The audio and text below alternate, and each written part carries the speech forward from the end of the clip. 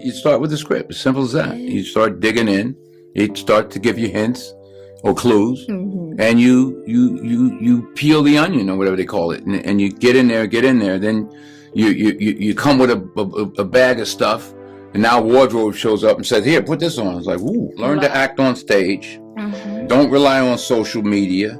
Put it down, turn it off, shut up, be quiet, learn, read, relax, get better. First part of your life you learn, second part of your life you earn, third part of your life you return. When I left drama school in 1959, I had a process because we were taught a process. This is how you prepare to play a role. And it was very rigorous and very detailed and very exact. My life consists of boxes and has done for years and years and years because I'm always moving, and so there are always boxes cluttering up wherever I live. And I opened one of them and I found my drama school notebooks. And I read through, because we had to write down what this acting process was. And part of it was, you read the play all the way through, first of all for time. When is it happening? Then you read it all again for place. Where is it happening? You know, actually, I've never ever talked about this before. This is the first time. And then we read it, oddly, eccentrically, for weather.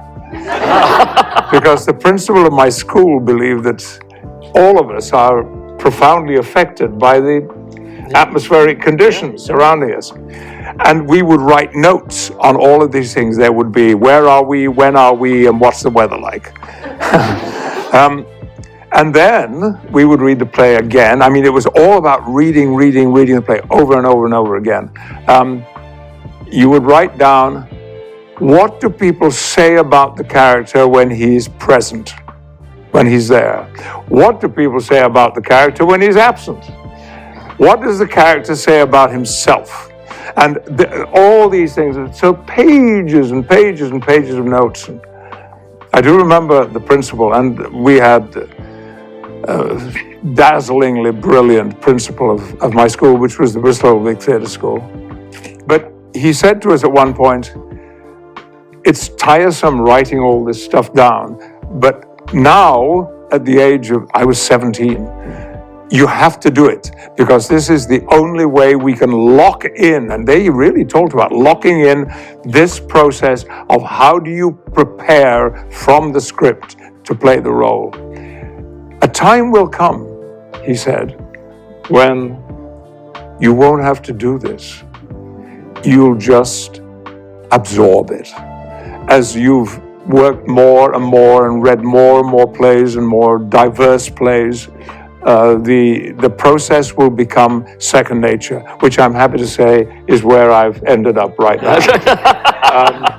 But there sometimes I will say about a scene, I will say to the director, what is the weather like in this scene?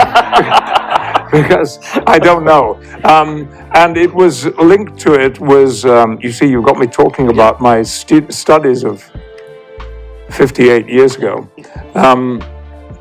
We also followed a pretty rigorous, basically Stanislavski method.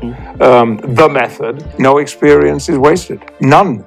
You know, you all know what sense memory is, and sense memory plays a huge part in what I do. And I have arthritis, and the other day I had to have injections in my knuckles. And if you've never had injections into where there's a lot of bone, it's uncomfortable. And I had to have 8 done, 4 in each hand. And after the third one, all I could think was, I'm not going to get through this. I know now what's coming, and I don't think I can tolerate it. And then the sense memory kicked in and said, Patrick, you're an actor. This is important. Remember what you're feeling. Remember what you're experiencing. Remember what that pain does to you. Remember the fear that you're feeling when you see the needle come back up again to do another finger. So much of the pain was just dissipated because it was work. Yeah. I was practicing, and then that gets filed away in the sense memory bank, and a moment will come at some point when I have to be fearful or in agony or something, and I will drag that one out. And it's that's why I think, as a profession, on the whole, very few actors have breakdowns, actually. Very, very, very, very few. You look at some other professions and it's endemic, emotional breakdowns. And I think it's because that what we do is a glorious form of therapy in itself, that we are continually having to put ourselves into someone else's shoes, look at the world through someone else's eyes. And I firmly believe that if in this world, particularly in the world of politics, if people could do that more, let's just change places for a moment and see what the situation looks like now. Very, very different. And that's what we do all the time. We're continually seeing the world through new eyes. And I think it helps to keep us relatively rooted. One of the reasons I love going back to the theater whenever I can is that you tell the whole story at one go, and there's a beginning and a middle and an end, and then it's done. And you're also playing it in front of a live audience, and I tell myself this at every single performance: somewhere out there is one person who is watching a live play for the first time. I think that's where a lot of us actors have to put ourselves into that position of this has never happened before. And it's how you create on a run of, like, last year Ian McKellen and I did the Pinter play, No Man's Land, in London, and we did 8 shows a week for 6 months. And yet every night has to be for the first time. It has never happened before. That is part of the process that can bring you to that point where, yes, you cannot turn everything. Well, some actors can upset the apple cart, literally, but you can be in that rare moment with a group of people who've never seen it before. Just observing it and hearing the audience, and that's so much, I think, part of our education in learning about acting is listening to what other people are doing. You talk about homework, and you think that there's a huge amount of work to be done by the actor before they go into the rehearsal room. And during. And during, definitely during. But you sort of talk about how the idea of thinking about your character and the background and motivation, that word that everybody likes to mockingly use with actors, that's the work that should be done outside the rehearsal room. Fine if you've got some questions whilst you're rehearsing, but you separate. Yes, but don't take up other actors' time. Right.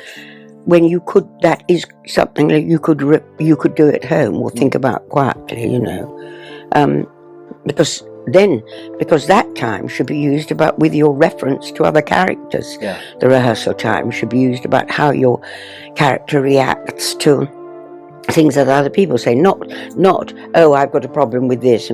Yes, that's fine if you've got a kind of session on your own, but it's not, I don't think it's up to you to use the rehearsal time with that kind of problem. You can go and see a director afterwards about it, or, but you can do, suddenly something can occur to you, or it can be something you see, And there's little prompts, I suppose, you get from whichever director you're working with. They will sort of ask you to try something, and you, with that knowledge you've already got from your homework, will be able to do that. Yes, and it might throw all your homework out of the window.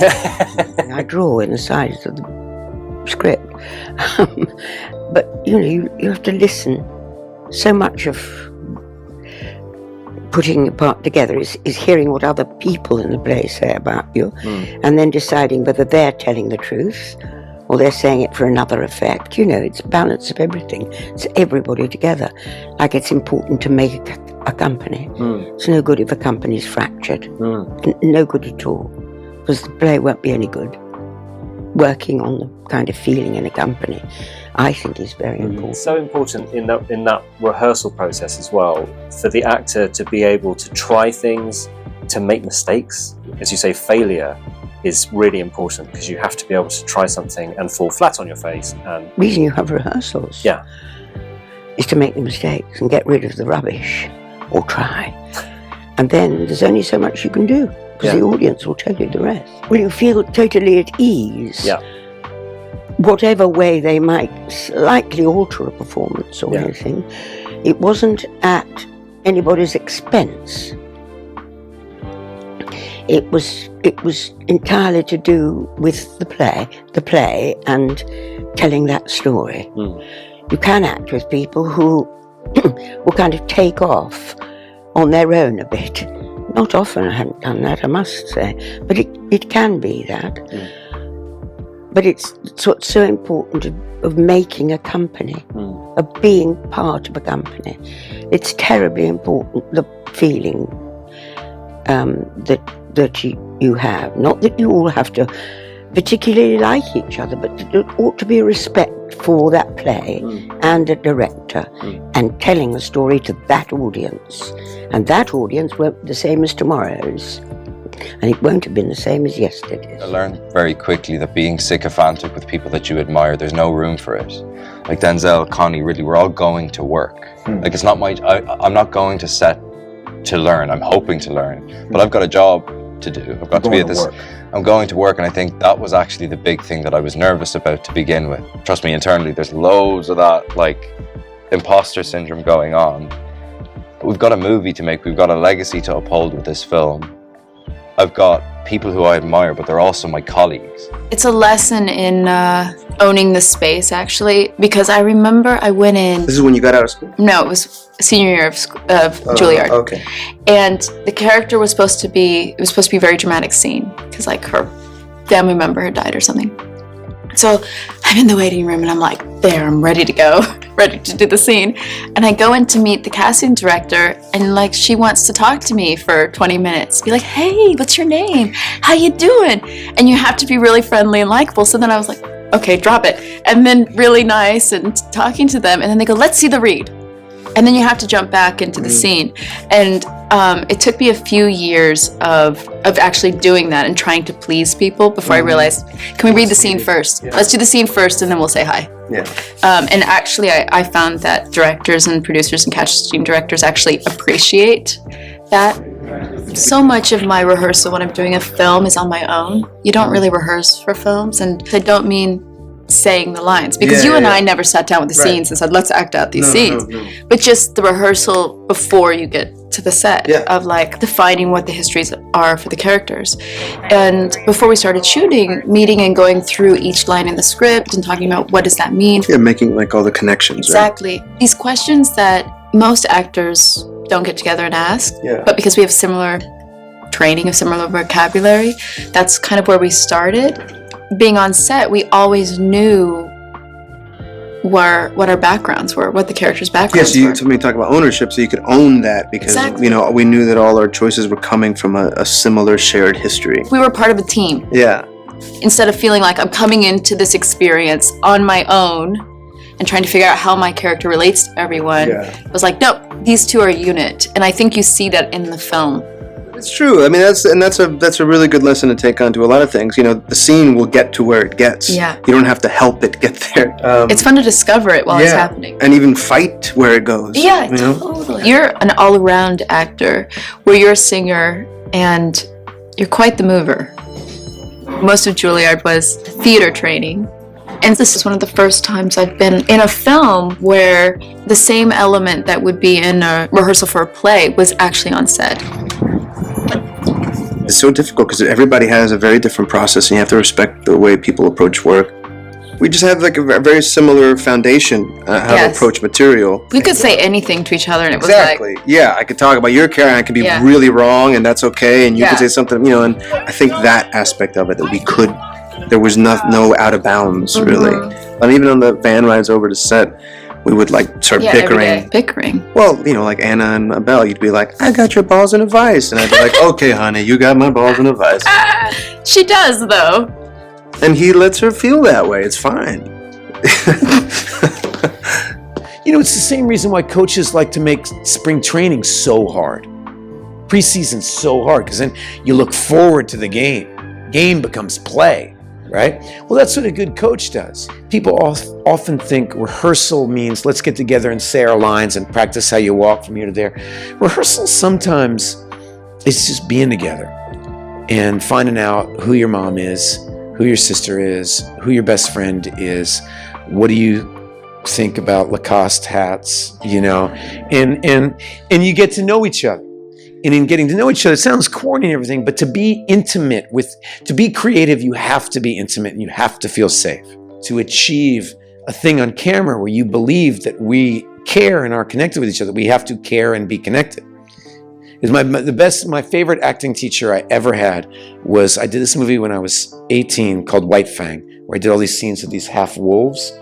And the amazing thing about working with the wolf, right, is if you are acting, they get all freaked out, right? Like if you're doing a scene with a wolf where you're like, come here, White Fang, and you're secretly like worried about how you look, right? The wolf goes, what are you looking at? You know, like what is, like you have to actually want the dog to come to you. You have to actually want to pet her, right?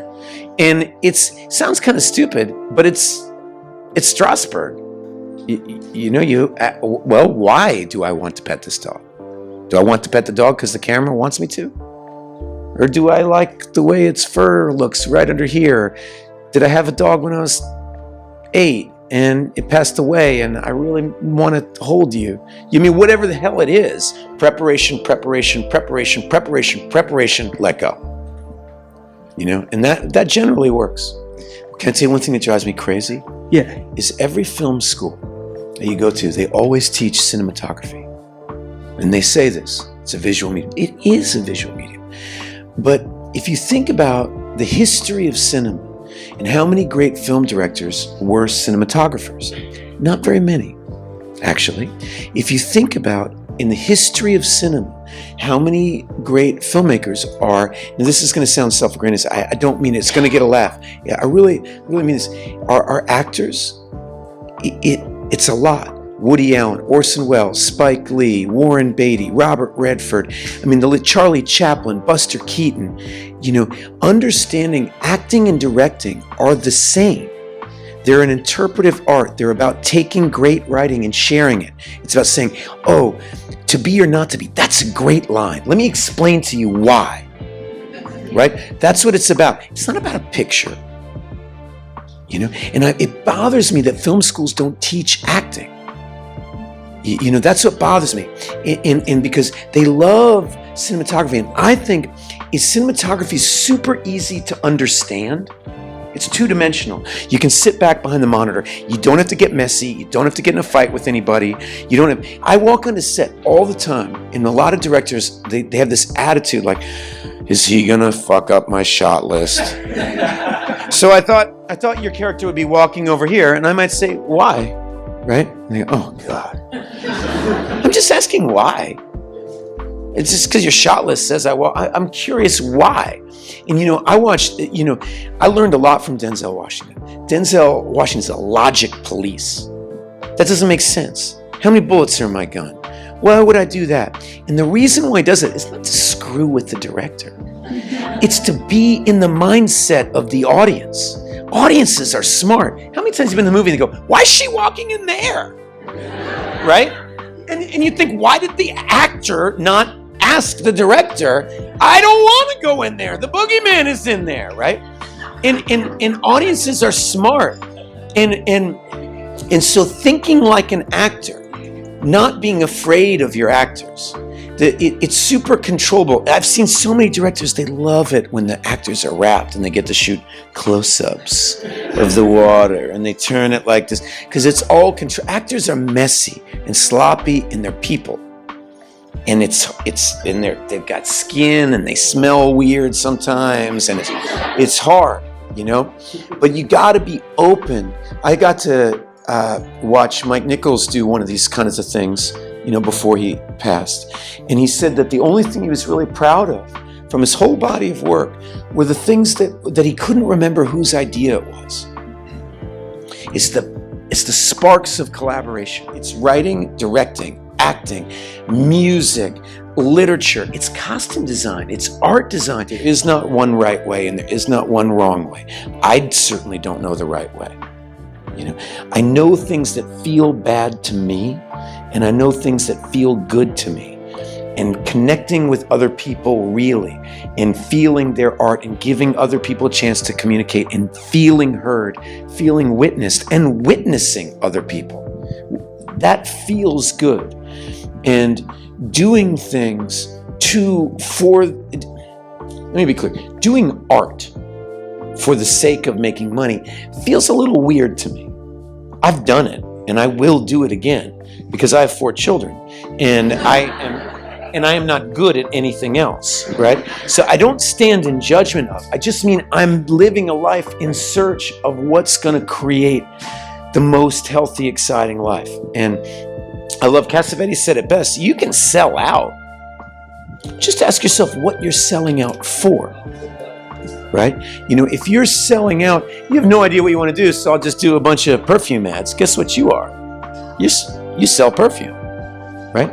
If you're doing a perfume ad so that you can make this Ginsberg poem into a little short film that you and your sister really think could be amazing if you shot it on Pixel Vision and you're going to release it online, you're not selling out. You're Robin Hood. When I was young, I thought I had an idea of what was right and what was wrong, and I really have been humbled by that. I didn't understand the relationship that I had towards acting and big business and how those two things fit. I'm in service of this art form. Do or die, whether I get a job or whether I don't get a job.